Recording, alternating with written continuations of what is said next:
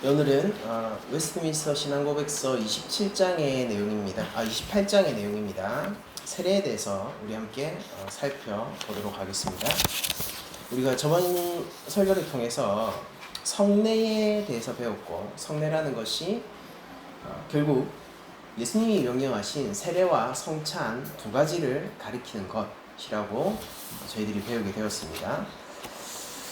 그리고 그 중에 첫 번째로 세례를 이번 시간에 살펴보도록 할 텐데, 세례라는 것 자체는 저희들이 잘 알고 있죠. 왜냐면은 교회에서 정기적으로 세례를 주기도 하고, 또 그 전에 모여서 세례 문답 공부를 하기도 하고, 이런 시스템적으로 저희들에게 익숙해져 있는 것이 세례입니다. 그리고 여기 계신 분들은 적어도 세례를 목사님이 주는 장면을 한 번 이상 목격했거나, 아니면 사실상 거의 대부분 세례를 받으신 분들이죠.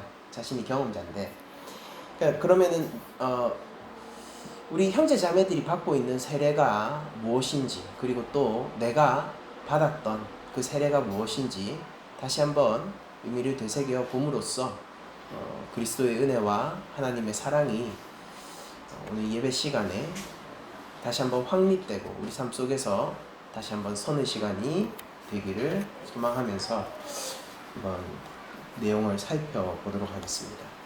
우리가 2항부터 1항을 조금 뒤에 보고요. 2항부터 보게 되면은 세례 방법에 대해서 이 성례에 사용되어야 하는 외형적인 요소는 물이며, 이 물을 가지고 성부와 성자와 성령의 이름으로 세례를 주되 합법적으로 부르심을 입은 복음의 사역자인 목사에 의해서 집례되어야 한다라고 이 항에 고백되어 있는데, 이게 저희들이 시스템적으로 알고 있는 세례입니다. 그렇죠? 그래서 세례를 받는다라고 얘기하는 것이 이 장면을 떠올리게 되는 거죠. 물로 저희들은 약식 세례를 주게 되죠. 물로 머리에 안수를 하는 형태로 성부와 성자와 성령의 이름으로 목사님이 주게 되죠. 그리고 우리가 그 침례교 같은 경우에는 사람의 몸을 완전히 이제 이 베스 같은 그런 수조 같은 데 담그는 형태의 침례를 주는데, 그 문제에 대해서도 사망의 침수의 문제에서 다루고 있습니다. 세례 받는 사람을 물속에 반드시 잠기게 할 필요가 있는 것은 아니고, 그 사람 머리 위에 물을 붓거나 뿌려서 세례를 집행하여도 무방하다라고 되어 있는데, 이 근거들은 사실 이 예식의 형태를 우리들이 성경적으로 어떻게 파악하고 있냐면은 그 형태 자체에 힘을 가지고 있는 것이 아니라고 판단을 하고 있어요. 그러니까 그 형태를 지키고 보존하는 것은 중요하지만은 마치 이런 겁니다. 구약의 절기들이 신약에 와서는 이제 전부 사라지게 됐죠. 그렇다고 해서 구약의 절기들이 가지고 있었던 의미라든지 그 절기가 구약 백성들에게 얼마나 중요했는지 등의 중요성들을 저희들이 무시하거나 관가하는 게 아닙니다.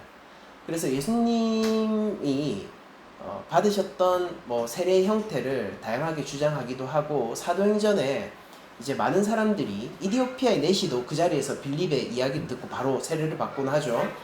그런 세례 형태들에 대해서도, 그리고 바울도 세례를 받아요. 근데 그 세례 형태에 대해서 이 여러 가지 이 분분한 의견들이 있지만은, 어쨌든 성경은 그 모양이 반드시 이래야 한다라는 형태로 얘기를 하고 있는 게 아니라, 물로써 세례를 주어야 한다의 기준을 모범적으로 남겨놓고 그 이상의 형태에 대해서는 사실상 침묵하고 있습니다. 그래서 우리가 약식 세례라고 부르지만은 이것이 실제적으로 뭔가를 간소화한 세례다라는 인식을 가지고 하고 있는 건 아니에요. 이게 상대적인 용어일 뿐이고, 우리들은 지금 물을 적셔서 안수의 형태로 세례를 하는 것이 정식적인 형태로 인식을 하고 있는 것입니다. 이게 어느 정도는 역사적인 상황을 통해서 만들어진 형태인데, 아무튼 이런 부분에 대해서도 문제가 없다. 그래서 반드시 침례를 받아야 된다라고 주장하던 사람들에게 이렇게 얘기하는 거죠. 꼭 그래야 할 필요는 없고 이건 역시 정식적인 형태이며 성경의 명령을 이행하고 있는 것이다 라고 우리 신앙고백서는 고백합니다. 그리고 이 세례의 모습을 저희들이 살펴봤다면은 그 각자가 가지고 있는 세례 경험을 한번 생각해 봤으면 좋겠습니다. 그러니까 저 같은 경우에는 유아 세례를 받았습니다. 그러니까 제 기억이 없어요. 그때 사진도 없어요, 제가. 제 아들은 세례 받을 때에 사진이 있는데 저는 세례 받을 때 사진이 없습니다. 그거를 찍지 않았는지 아니면 소실됐는지 모르지만은 그 세례 증서도 저는 없어요. 그게 있었었어요. 근데 지금은 뭐 없습니다. 어디 있는지 모르겠어요. 그리고 제 모교회를 가면은 이제 컴퓨터 데이터 상으로 기록상으로 제가 몇 월 며칠 날 몇 년도에 세례를 받았다라는 기록이 있을 뿐이죠. 그리고 저를 세례를 줬었던 목사님은 이미 은퇴한 지가 오래됐고 사실 너 세례 안 받았지 라고 주장하면서 저한테 너 그 세례 받은 근거를 내봐 라고 얘기하면은 굉장히 개인적으로는 곤란해지는 상황을 저는 가지고 있습니다. 그러니까 제가 기억도 없고 사실상 어떤 그 모교의 데이터조차 날아가게 되면 모교회가 만약에 이제 교회가 더 이상 운영되지 못하는 상황이 언젠가 오지 않겠습니까? 모든 교회는 종말이 있죠. 예루살렘 교회도 종말이 있었죠. 그 모든 교회의 어떤 수명이 다해서 유형교회로서 종말이 오는 순간 저는 사실상 객관적인 뭐 자료로서 제가 세례받았다라고 얘기할 수 있는 게 하나도 없고 제 경험적으로도 세례 경험이 없습니다.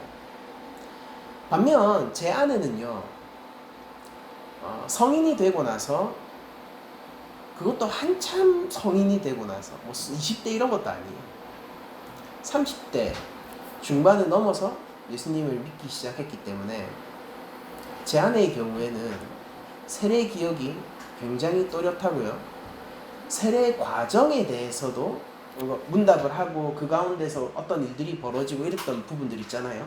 그런 과정들이 굉장히 또렷하고 그리고 세례를 받을 때 자신이 감동 가운데 하나님이 주신 감동 가운데서 눈물을 흘렸던 그 감정도 지금 소환해낼 수 있습니다. 제 아내는요. 이게 부부고 이게 분명히 성경의 명령에 따르면은 한 몸일 텐데 세례에 관한 경험은 제 아내와 저의 그 경험의 차이는 사실상 합의할 수 없을 정도로 멀어요. 그리고 제 아내는 세례 증서도 가지고 있고 세례 때 찍은 사진도 가지고 있고 당연히 데이터상으로도 수영록에서 세례를 받았으니까 거기 데이터상으로도 보존이 돼 있어요. 그러니까 세례와 관련된 이런 유형적인 부분에서 그리고 경험적인 부분에서 굉장히 큰 차이를 가지고 있고 또 여기 있는 분들의 세례 경험들을 하나하나 물어보면은 또 다 다른 형태의 세례 경험들을 가지고 있겠죠. 그러면은 이런 생각을 할 수 있습니다. 우리가 세례라는 형식을 취하고 있지만은 그와 연관되어 있는 이 수많은 경험들을 사실상 무엇으로 통합할 것인가에 대한 질문을 던질 수 있는 거죠. 이런 생각도 할 수 있잖아요. 아니, 내가 세례 받았다는 것 자체를 기억하지 못하는, 저도 받았다니까 받은 줄 알지 기억 못해요. 갓난애기 때인데. 그러면은 돌도 되기 전에 제가 받은 세례를 어떻게 기억하겠습니까? 그러면은 이렇게 서로 또 누군가에게는 기억에도 없는 세례를 우리가 주는 이유는 무엇이고 이 경험을 하나로 통합하지도 못하는데 비슷한 선에서 통합해내는 것도 불가능한데 그럼 이 세례를 여러 번 주지 않고 한 번만 주는 이유는 무엇이냐? 적어도 유아에게 세례를 주는 것이 아니라 그 뭔가 기억할 수 있는 그 상황에서 자신의 입술로 고백을 할 수 있는, 믿음을 고백할 수 있는 상황에서 세례를 주는 것이 옳지 않느냐. 왜냐면 생각들이 굉장히 많을 수 있고 유아 세례를 받은 사람 가운데서도 자기가 유아 세례를 받았기 때문에 유아 세례를 반대하는 사람들도 있거든요. 우리 왜 지금 이런 세례 형태를 가지고 있는가? 이런 질문들에 답하기 위해서는 이 1항을 우리들이 살펴봐야 됩니다. 1항에서 세례의 의미에 대해서 이렇게 설명하고 있는데, 세례의 정당성이 이렇게 시작됩니다. 세례는 예수 그리스도께서 제정하신 신약의 성례로서 이렇게 시작하고 있죠. 그러니까 세례라는 것은 예수님이 직접 명령하셨다라는 것입니다. 예수님이 직접 명령하셨고 그 명령을 따라서 우리들이 순종해 나가고 있는 거예요. 세례라는 것은. 그러므로 세례가 있어야 되느냐 없어야 되느냐의 논쟁은 우선 없어서는 안 된다로 결론을 내리고 가야 돼요. 세상 끝날까지 세례는 계속 존재해야 됩니다. 예수님의 명령이라서 그렇죠. 자, 그럼 다음에 어떻게 고백을 하고 있냐면은, 세례받은 당사자를 유형교회에 엄숙하게 가입시키는 것을 뜻할 뿐만 아니라 라고 얘기하면서, 세례를 받는 것 자체가 내가 이제 교인으로서 교회에 소속되는 것입니다를 공공의 영역에서 공식적으로 선언하는 행위다라고 세례를 얘기하고 있어요. 그래서 세례를 받는다는 것은 단순히 여기서 유형교회라고 하죠. 그러니까 내가 낮은 자리 교회의 일원이 됩니다를 얘기하는 것뿐만이 아니라 전 세계에 실제로 존재하고 있는 모든 교회의 형제 자매가 됩니다라는 의미로서 세례를 받게 되는 것입니다. 그래서 여러분들이 세례 교인이라면은 이 세속의 세상에서 실제 존재하는 교회와 떨어져 있는 상태에서 하나님을 추구해 나간다라는 뜻이 아니라 교회의 일원으로서, 한국 교회의 성도로서, 세계 교회의 성도로서, 또 각 개별 교회의 성도로서 하나님을 믿는 백성이 되겠다라는 선언적 행위입니다. 공식적이고 선언적 행위가 바로 세례라는 거죠. 그런 의미가 있어요. 근데 여기서 그치는 게 아니라, 이거는 사실 어떤 거냐면은 멤버십을 가지는 통과 의례는 다른 데도 되게 많아요. 가장 우리들이 흔히 볼 수 있는 게, 오늘 신입 왔으니까 회식하러 가자 이거죠. 그것도 일종의 그 예식적인 통과 의례입니다. 아주 느슨한 형태의. 근데 이런 거는 되게 많단 말이에요. 근데 우리가 가지고 있는 세례는 단순히 공식적으로 이 사람이 성도가 되었습니다를 선언하는 자기 고백적이자 또한 공공적인 인정의 영역뿐만 아니라, 다음에 이렇게 고백하고 있죠. 한번 봅시다. 그 당사자에게는 은혜 언약의 사인, 표호와 인호가 되며, 실, 그러니까 사인이 되고 실, 인봉이 된다, 이렇게 얘기를 하는 거죠. 세례라는 게. 세례는 단순히 한 공동체가 이 사람이 우리 클럽에 가입했어요, 우리 공동체의 멤버십을 가입하게 되었어요를 넘어서서 하나님이 이 사람을 내 백성으로서 표시하고 지켜주는 인봉을 찍는 행위로서 기능하게 된다는 겁니다. 예수님이 세례받았던 장면을 한번 떠올려 봅시다. 예수님이 세례 요한을 통하여서 성자에게 세례를 주시게 되는데, 예수님이 세례받으러 나올 때 요한은 이런 인식을 가지고 있었어요. 와, 이거 어떡하지라는 인식을 가지고 있었어요. 그게 어떻게 고백되었냐면은, 왜 나한테 오세요? 내가 어떻게 당신에게 세례를 줍니까? 당신이 나에게 세례를 주셔야죠. 나는 사실상 당신의 신발끈 묶는 것도 감당하지 못하는 사람입니다 라는 그리스도의 종으로서 사실 내가 있는 것인데, 어찌하여 당신이 나에게 세례를 받으려 합니까? 내가 주는 세례는 죄인들이 받는 회개의 세례인데, 어찌하여 당신이 죄인의 자리에 오셔서 나에게 세례를 받으셔야 하십니까? 라고 반문하는 그 그림이 요한복음뿐만 아니라 이 사복음서 전체에 그려져 있단 말이에요. 근데 예수님은 그럼에도 불구하고 세례를 받으십니다.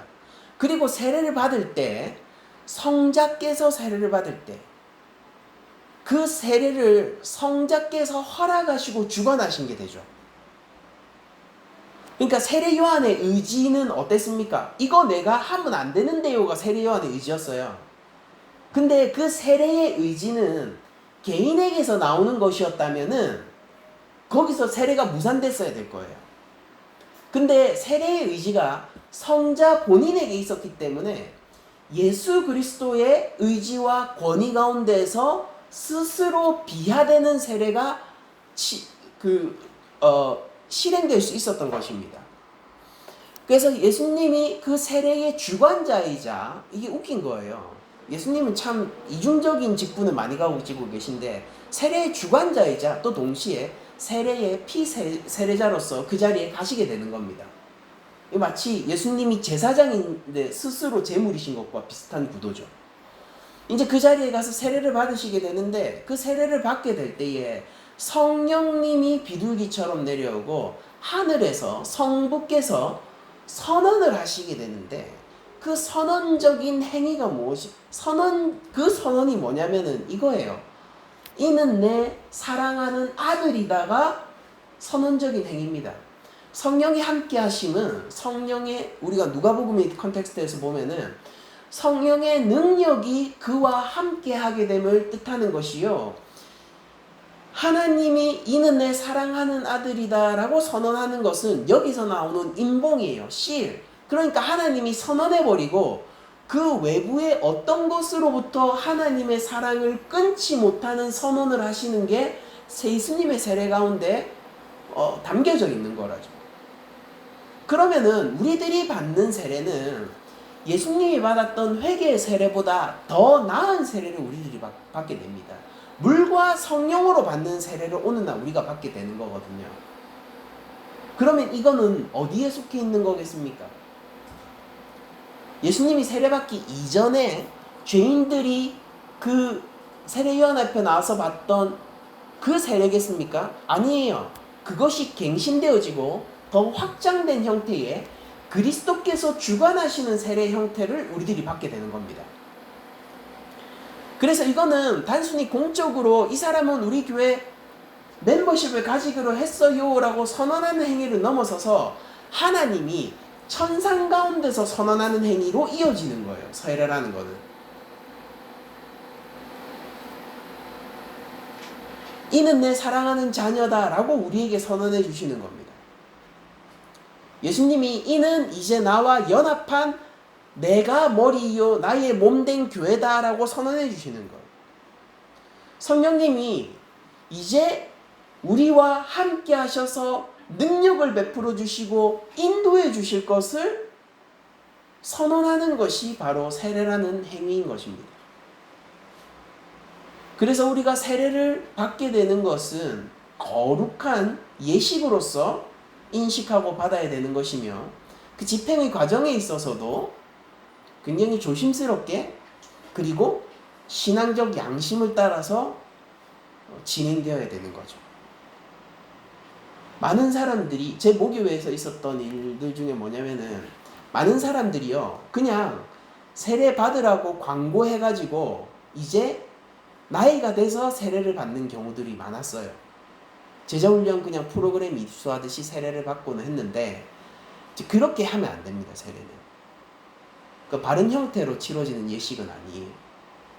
반드시 개인의 신앙의 담보가 있어야 되고 이 세례를 통하여서 하나님이 인치심의 표식, 사인이 떨어진다는 것 그리고 이게 하나님의 인봉의 순간이라는 것을 기억하며 우리가 세례라는 예식을 대해야 하는 것이죠.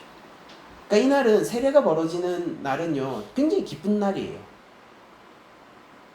세례가 올바른 형태로 제대로 치러지게 되면은 세례는 기본적으로 교회 축제 날입니다. 왜냐면은 우리 하나님은 죄인 하나가 돌아오는 것을 천국을 뒤흔들 정도로 기뻐하시고 세례는 바로 그 일이 우리 교회에서 일어났다는 걸 뜻하기 때문이죠.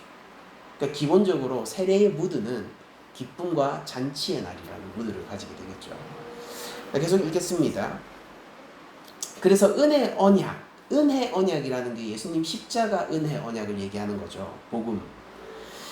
그가 예수 그리스도에게 접붙임을 받고 중생하고 죄를 사함 받고, 이게 천국 잔치의 날이 세례인 것이죠. 예수 그리스도를 통하여 새 생명 가운데로 행하기로 개인적으로는 어떻습니까? 하나님은 이런 구원의 일을 벌이셨다라는 거예요. 그 세례를 통해서 그거 맞아 라고 확인해 주셨다는 겁니다. 사인이라는 거예요. 그리고 개인적으로는 어떻습니까? 세례를 받는 자들은 내가 이제 헌신하겠다, 하나님에게 새 생명 가운데서 살아가겠다 라고 얘기하는 사인이자 인봉, 실이라고 다시 고백하고 있죠. 이 성례는 그리스도 자신이 친히 명하신 것이기에 세상 끝날까지 그의 교회 안에서 계속 집행되어야 하는 것이다 라고 우리 신앙고백서는 고백합니다. 여러분 한번 생각해 봅시다. 그러면은 세례를 결국 궁극적인 의미에서 집행하시고 베푸시는 분은 누구냐면은 성령이시요 우리 구주 되신 예수님이에요. 그러면은 그분이 은혜 언약 가운데서 사인해 주시는 거라면, 언약이란 건 계약이죠. 사인해 주시는 거라면은, 그러면은 우리 교회의 사정이 그렇게 중요할까요? 중요하지 않죠. 아브라함이 하나님하고 아브라함 언약, 계약을 맺었습니다. 그리고 아브라함이 계약을 맺는 순간부터 아브라함은 별로 중요하지 않죠. 아브라함이 만약에 정말로 이 은혜 언약의 50% 절반을 담당하게 되었다면요, 이 은혜 하나님 안에서의 아브라함 언약은 깨졌어요. 왜냐하면 벌써 이스마엘 낳으면서 포기했잖아요. 그런데 아브라함이 이스마엘을 낳고 하나님의 언약을 믿지 못하고 불신하고 스스로 깬다 하더라도 하나님이 계약을 맺으시는 순간 그 아브라함은 별로 중요하지 않은 상태가 되죠. 세례가 누가 더 중요할까요, 여러분? 세례는요, 성부와 성자와 성령의 이름으로 주는 순간 세례를 집례하는 목사도 중요하지 않고요, 세례를 받고 있는 피세례자, 당사자도 중요하지 않아요. 그 순간 제일 중요한 건 뭐냐면은 성령으로 거하시며 표시를 내시고 인봉을 치시는 하나님의 구원의지가 제일 중요한 겁니다. 그 안에서 모든 것이 있는 거예요. 내가 신앙을 고백하는 그 행위도 어디 안에 있는 거냐면 하나님의 은혜 가운데서 있는 것이고, 목사가 그 집행을 하는 그 순간의 마음가짐이나 그리고 교회의 잔치의 기쁨이나 이 모든 것들도 하나님의 은혜 아래에서 비로소 의미를 가지고 보장되는 것들입니다. 그래서 유아 세례는 의미가 있어요. 저는 유아 세례자라서 기억을 못 하거든요. 기억을 못 해요. 저희 안에 보면은 그래서 어떤 측면에서 부럽다니까요. 다 기억하고 그때의 하나님이 주신 감동과 은혜를 지금도 고스란히 떠올릴 수 있으니까 그런 측면에서 부럽단 말이에요. 그런데 제가 기억에도 없는 그 세례를 전 다시 받고 싶지는 않아요. 왜냐면 그건 하나님이 나를 구원하시는데 2번 의지가 필요하다, 하나님이 나를 2번 정도는 구원하셔야 된다라는 의미를 가지게 되기 때문에요. 예식의 의미상 하나님의 손이 짧다라고 제가 고백하는 것이고, 하나님의 구원이 그때 부족해서 좀 더 채워 넣어야 된다라는 의미를 가지게 돼서 세례는 딱 한 번만 드려야 돼요. 그게 7항에 나와 있는 세례의식은 어떤 사람에게든지 한 번만 베풀어져야 된다의 성경적 근거가 되는 것입니다. 그리고 유아에게 세례를 베푸는 것도 상관없어요. 오히려 유아에게 세례를 베풀어야지 그게 진짜 세례의 능력을 보여주는 행동입니다. 세례의 구약 버전이 할례잖아요. 할례가 낳은 지 8일 된 아이들에게 베풀어지는 거였습니다. 그걸 통해서 어떤 일들이 일어났냐면은, 먼저 실용적으로는 유아 사망률이 높던 시대에 빠르게 하나님의 품으로 가게 되는 아이들이 하나님의 언약 가운데 있으므로 그는 안전하다, 그 영혼이 안전하다 라는 것을 알려주는 역할을 했을 뿐만 아니라, 하나님의 구원의 능력은 인간의 인식이나 결단이나 의지에 의해서 좌우되지 않는다를 또한 알려주는 역할을 했었습니다.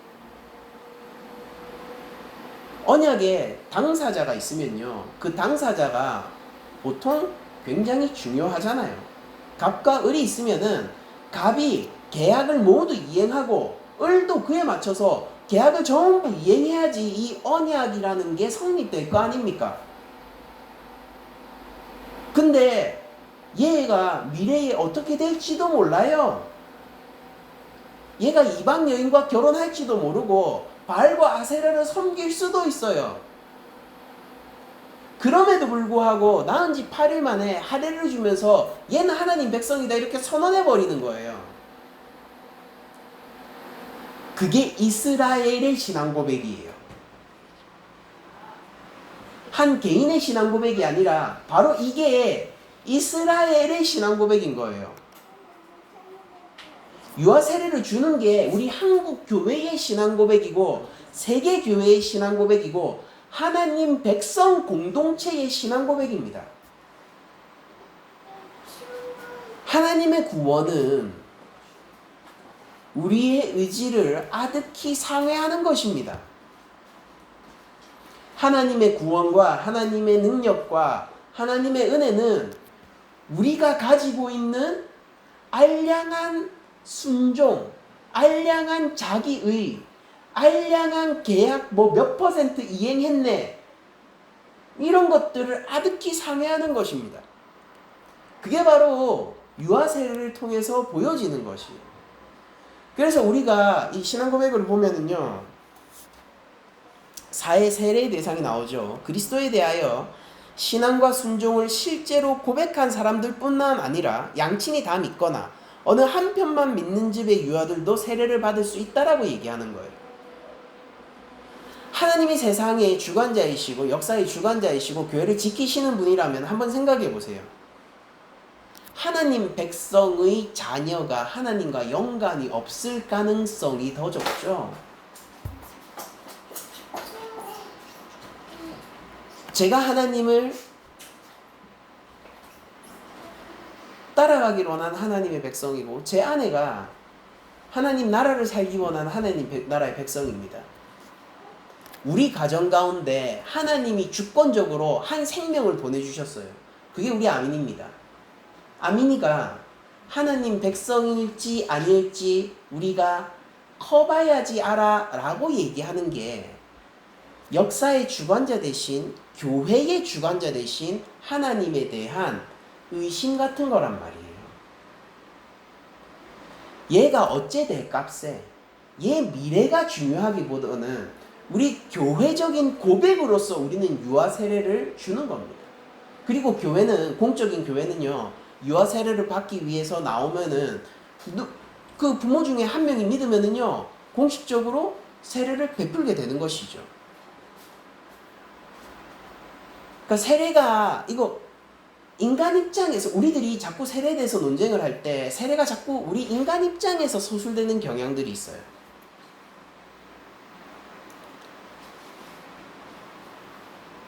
근데 그거는 믿음으로 구원을 얻는 우리 교회의 생각과는 다소 떨어져 있는 논쟁들이라고 얘기할 수 있습니다. 세례가 언약의 표시요,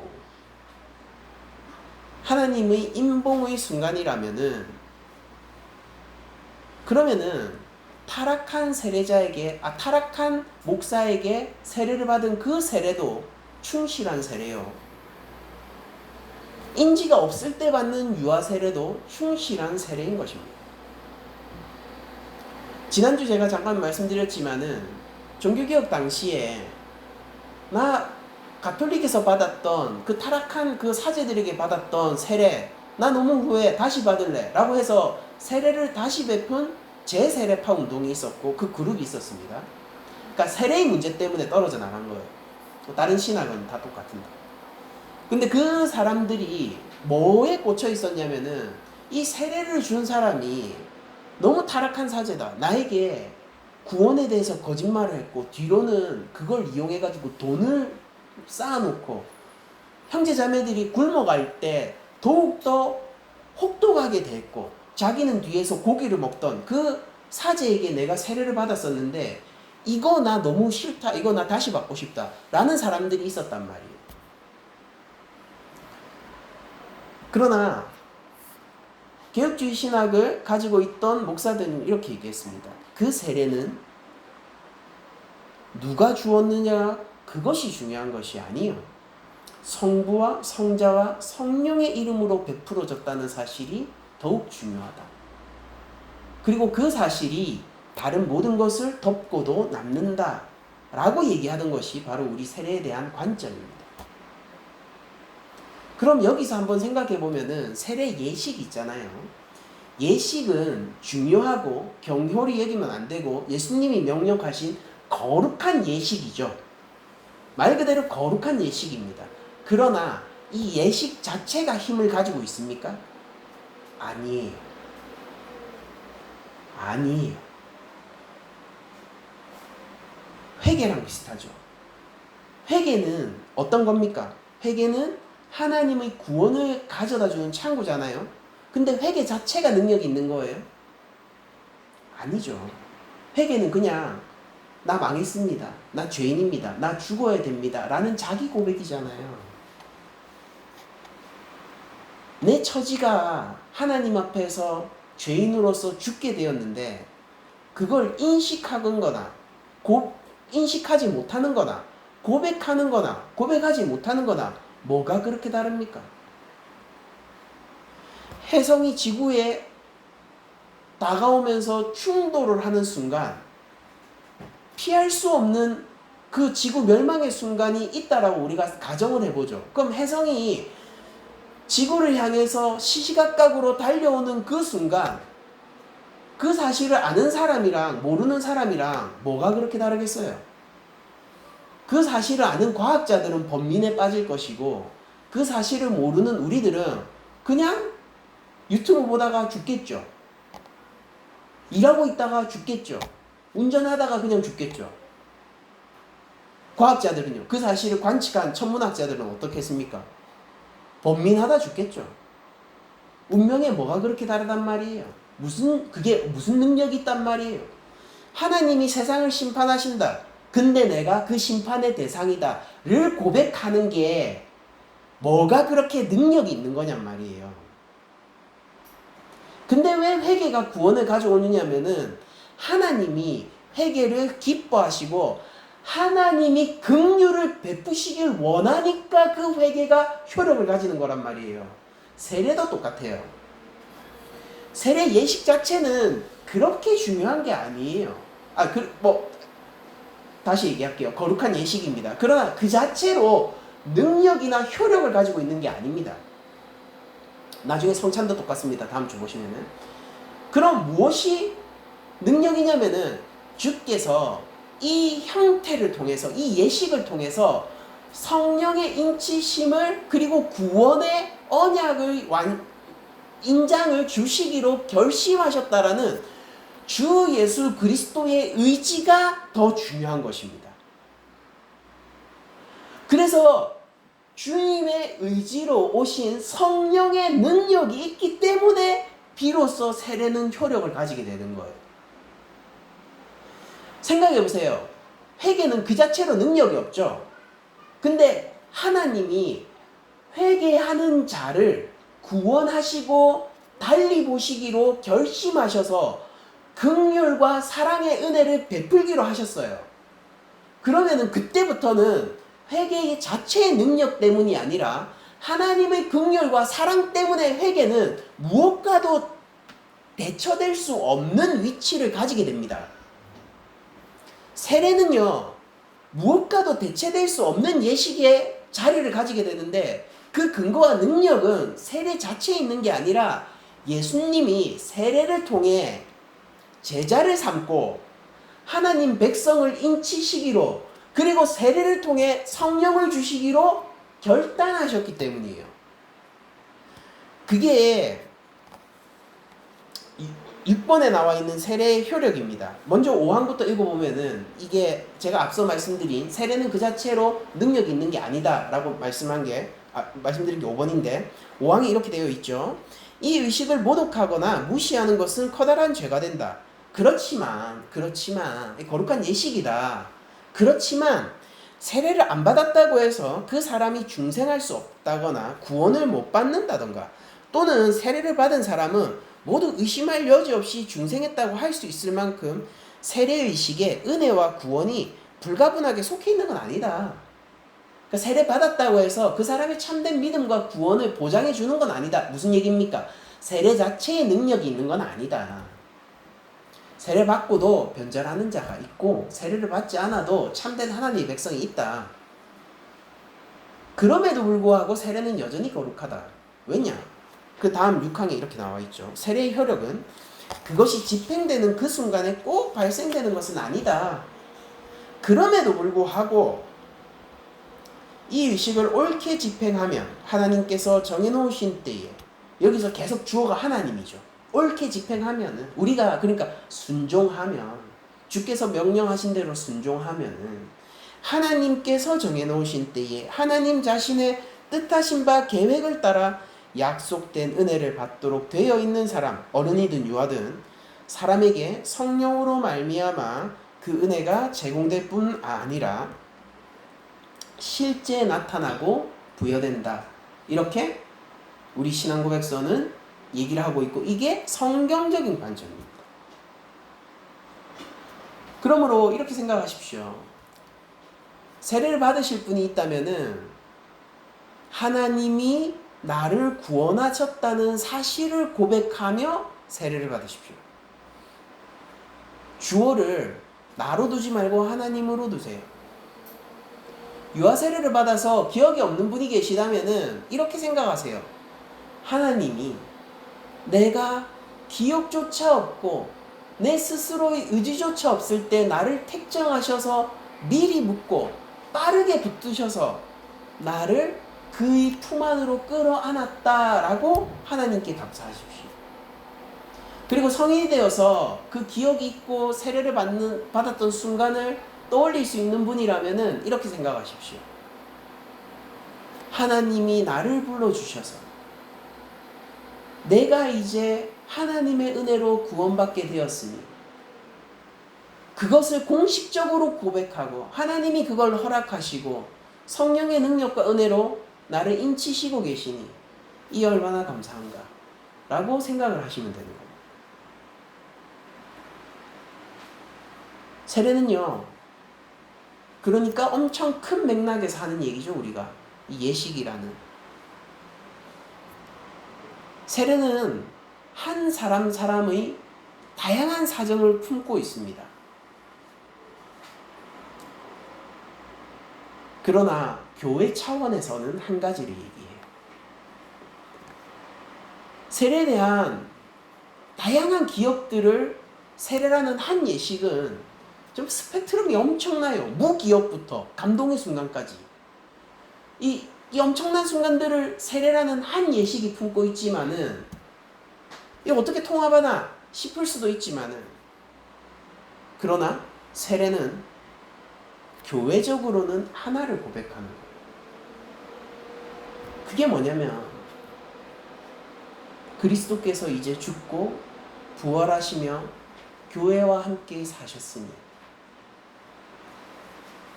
우리 교회는 그 은혜 안에서 안전하다. 그게 세례입니다.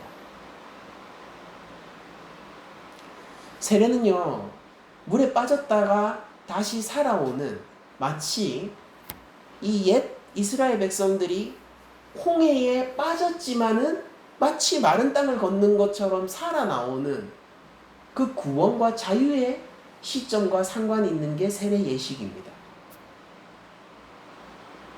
이제 내가 죽고 다시 살게 되었는데, 여러분, 죽은 것은 나의 죄 때문이지만 산 것은 누구의 은혜 때문입니까? 예수 그리스도의 은혜 때문 아닙니까? 내가 죽을 것은 당연히 내가 받아야 할 응당한 벌을 받게 된 것이지만은, 그러나 이제 내가 산 것은 하나님의 은혜 때문 아닙니까? 세례는 그 순간을 표시하는 거예요.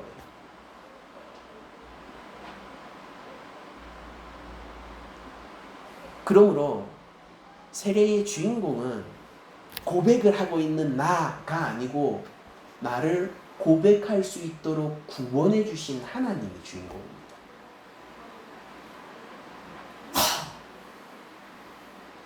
세례가 교회의 기쁨의 잔치가 되는 것은 우리 교회 성도 한 명 더 늘었네가 아니라 하나님이 죄인의 돌아옴으로 말미암아 천국 잔치를 베푸시고 있네가 교회 기쁨의 원천이자 근원이 되는 것입니다. 우리가 여기까지 이렇게 세례를 살펴보게 되었는데, 이 세례라는 것이 단순히 기능적으로 교회 멤버십을 표현하는 것에 그치지 않고, 우리가 세례를 주님이 명령하신 대로 교회 가운데서 그대로 이행하면서, 또한 세례를 통해 하나님이 우리를 구원하시는 그 능력이 얼마나 큰 것인가, 구원의 의지가 얼마나 큰 것인가, 하나님이 언약에 신실하시니 어찌 신실하신가를 알 수 있는 시간이 되었으면 좋겠고, 우리가 한 주간 살아갈 때에 우리를 구원하신 하나님의 은혜 가운데, 우리를 위하여 십자가에서 죽으신 예수 그리스도의 그 사랑 가운데 우리와 함께 하셔서 그리스도와 연합케 하시고 우리 삶을 이끌어가고 보호해 주시는 성령의 능력 아래서 한 주간 살 수 있기를 축복드리며 모든 말씀을 마치도록 하겠습니다.